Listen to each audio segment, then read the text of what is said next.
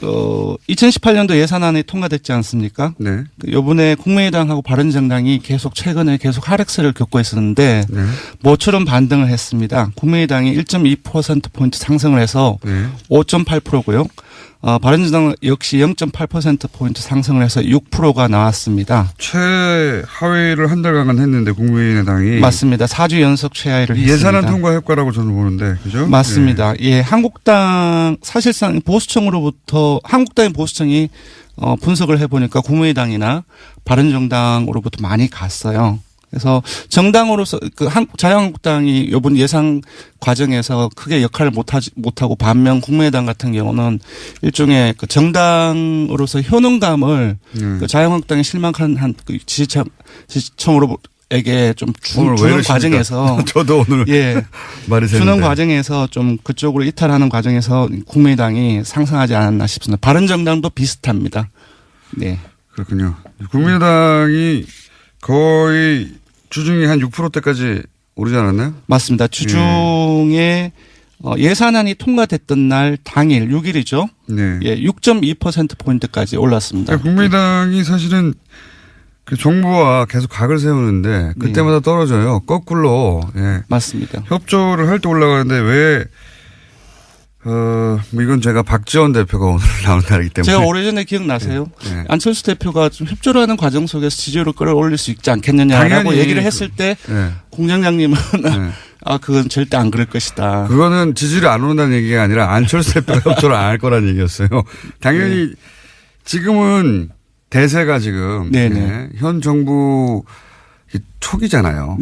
현 정부가 하는 일들을 도움을 주면 지지율 오히려 올라갑니다. 네. 처음으로 국민의당이 그 지지율 상승 효과를 누리고 있고요. 예, 사실상 이번 그 틈을 잘 이용을 한 것 같아요. 국민의당이. 네. 반면 자유한국당 같은 경우도 사실상 오르기는 올랐지만 제가 봤을 때는 사실상 패배자가 아닌가 싶거든요. 예산안 통과되고 나서는 떨어졌죠. 예, 0.7%, 이번 주중 집계에서는 0.7%포인트 상승을 해서 18.3%인데 예산안이 통과됐을 때는 17.4%이고요. 그렇겠죠. 그 사실상 논란이 많이 된 과정 속에서 한국당이 이것보다는 조금 더 많이 올라야 되는데 보수층이 한 5%포인트를 이탈을 했습니다. 오히려. 예, 오히려. 이 이탈한 층이 아까 말씀드린 것처럼 국민의당하고 바른정당하고 거의 다 간 것이죠. 네.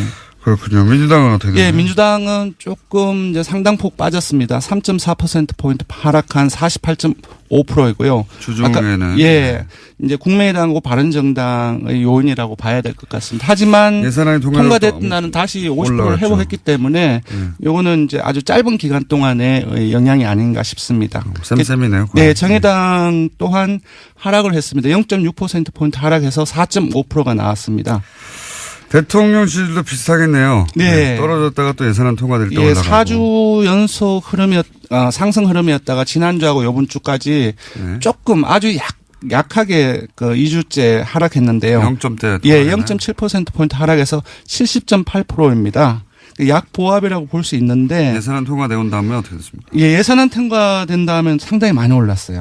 72.1%포인트까지, 72.1%까지 올라서. 상당히도 뭐 1.1%. 왜냐하면 그 전날에는 69.3%까지 떨어졌기 때문에 그 일일 변화로서는 상당폭 올랐다고 볼 수 있을 것 같습니다. 네. 뭐 저희가 몇 달째 똑같은 얘기 하고 있는데. 네.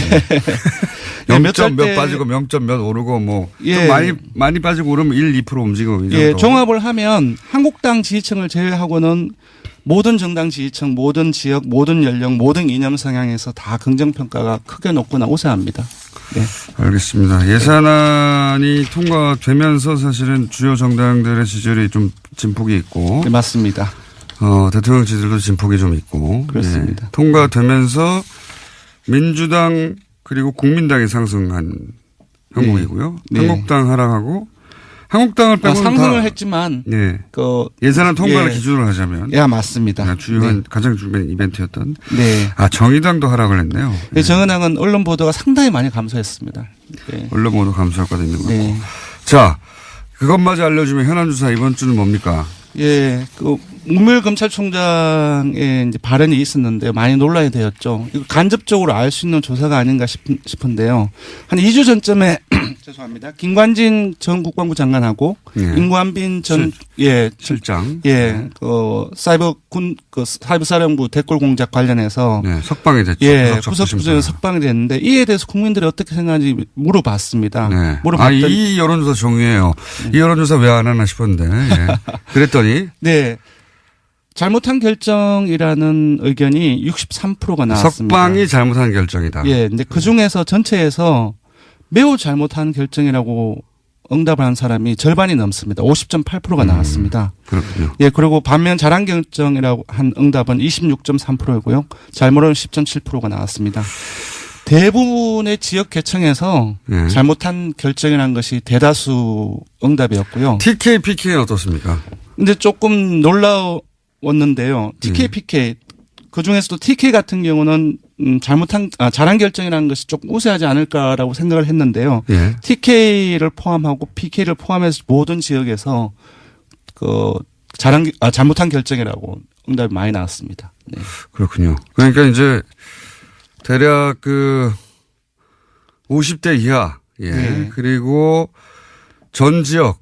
그렇습니다. 전 지역입니다. 네. 그리고 국민의당, 민주당, 정의당 이런 정당 지지자들 다 포함해서 잘못된 결정이라는 게 대다수다. 맞습니다. 60% 이상이고 잘했다고 하는 걸 그러면 60대 이상 보수층, 자유한국당 지지층 이렇게 해요. 핵심적인 이제 보수 성향이라고 할 수 있겠죠. 60대 이상 보수층, 자유한국당 지지층에서는 잘한 결정이라는 것이 대다수입니다. 그러니까 이 26%가 사실은 보수 정당이 노려할 타겟층이 됐는데, 이 정치 진영이 굉장히 바뀌었어요, 실제. 맞습니다. 이런 사안도 봐도.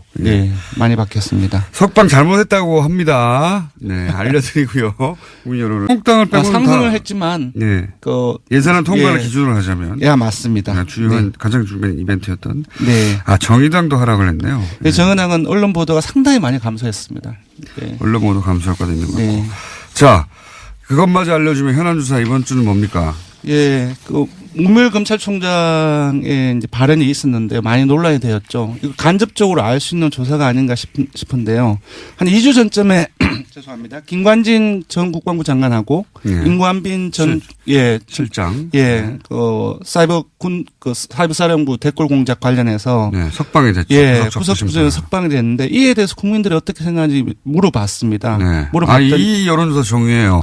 이 여론조사 왜 안 하나 싶었는데 그랬더니 잘못한 결정이라는 의견이 63%가 나왔습니다. 석방이 잘못한 결정이다. 근데 그 중에서 전체에서 매우 잘못한 결정이라고 응답을 한 사람이 절반이 넘습니다. 50.8%가 나왔습니다. 그렇군요. 그리고 반면 잘한 결정이라고 한 응답은 26.3%이고요. 차가 아닌가 싶거든요. 예산안 통과되고 나서는 떨어졌죠. 0.7%, 이번 주중 집계에서는 0.7%포인트 상승을 해서 18.3%인데 예산안이 통과됐을 때는 17.4%이고요.